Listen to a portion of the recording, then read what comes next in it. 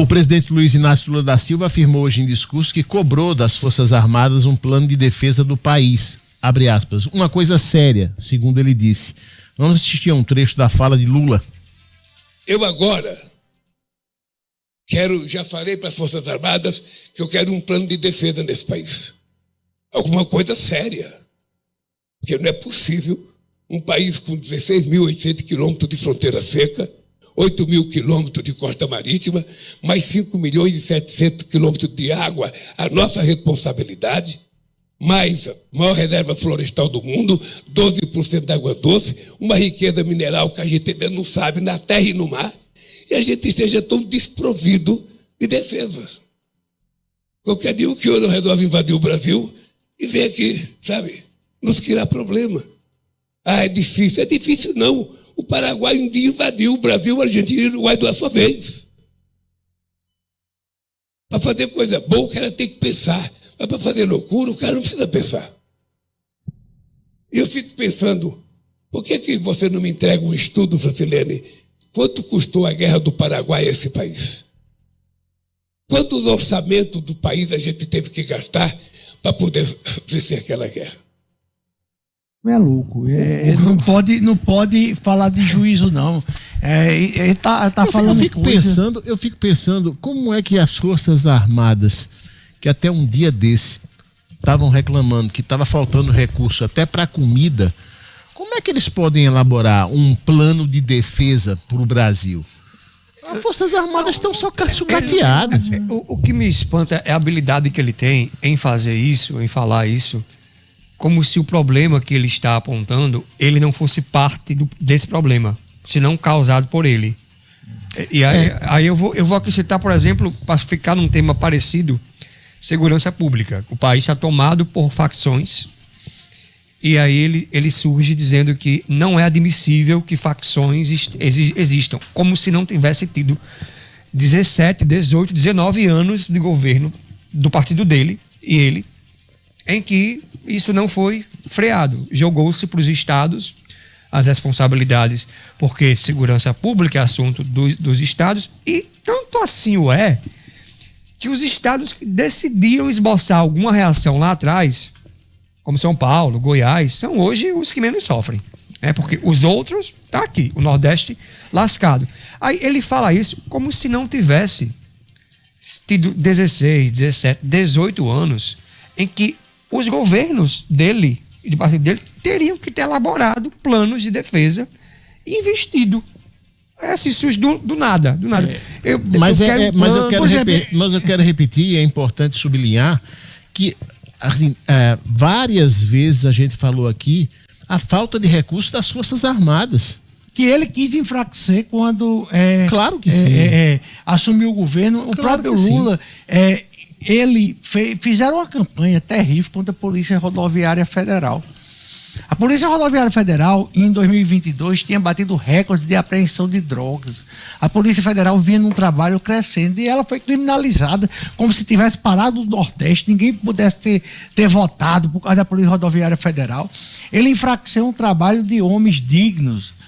O presidente Lula, ele quando fala da guerra do Paraguai, ele não fala e não diz que o brasileiro dizimou 2/3 da população do Paraguai.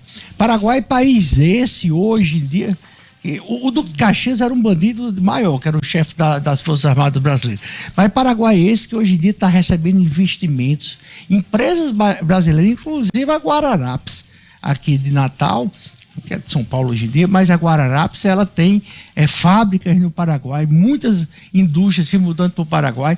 O Paraguai, que é aquele país que a gente só lembrava de coisa falsificada, de coisa de baixa qualidade, hoje mudou muito em relação aos investimentos, em relação ao crescimento. Eu fui buscar a matéria, essa matéria que eu tinha lido, é o seguinte, aí a matéria, eu acho que saiu...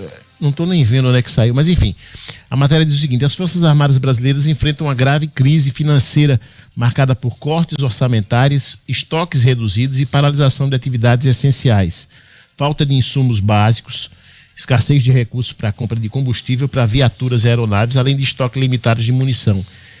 E manutenção simplesmente paralisada. Equipamentos e veículos ficam inoperantes ou parado nos quartéis por falta de dinheiro para reparos e peças de reposição.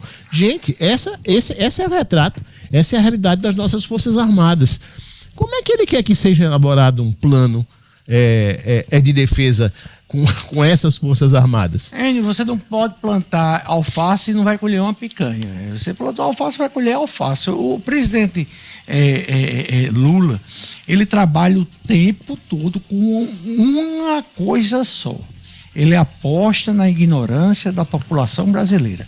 E aí, ele já pega uma invasão do Paraguai que ocorreu em 1800 e alguma coisa, ele já muda porque tem essa guerra de soberania. Então parece que nesse momento o Brasil é um país que pode ser invadido a qualquer instante, até por extraterrestre. Eu acho que se o Paraguai, eu nem sei a força bélica que eles têm, eu acho que se o Paraguai quiser reeditar, que aliás foi a última guerra que nós tivemos, eu acho que entra aqui assim, de boa. Homem, você lembra do desfile de 7 de setembro? A gente vai ter o desfile de 7 de setembro, vai ter um Jeep Willys aí, em 1960, que vem um senhorzinho... 1960? Então é novo. É novo. Porque tem Jeep Aero Willys aí de 50. Pois é, de 50, aí vem lá um cara com a espada, vem um militar com a espada, todo posudo. Meu amigo, de Jeep, de espada, você não faz nada. Você não consegue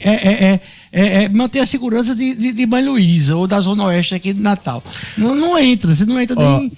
Ciro Marques está lembrando bem aqui, isso que eu estava falando aqui. Há 2 meses, o governo Lula, realizou um contingenciamento de 4,3 bilhões de reais no orçamento do Ministério da Defesa, afetando diretamente as verbas do Exército Brasileiro destinado ao monitoramento das fronteiras. A medida fez parte de um ajuste fiscal amplo nas contas públicas, contudo, a retenção dos recursos impactou de forma direta a segurança nacional e o combate ao crime organizado. E é isso que como é que ele quer um plano de defesa? É isso que o Estados Unidos está alegando, quando transforma as 2 principais facções em organizações terroristas, porque aqui no Brasil não tem plano nenhum para diminuir o tráfico de drogas internacional. O tráfico de drogas internacional passa por aqui, passa por portos brasileiros que saem. Aqui em Natal, quando a gente tinha navio para a Europa, era super normal, apreensões e apreensões. Como é que se resolveu o problema daqui do tráfico internacional de Natal?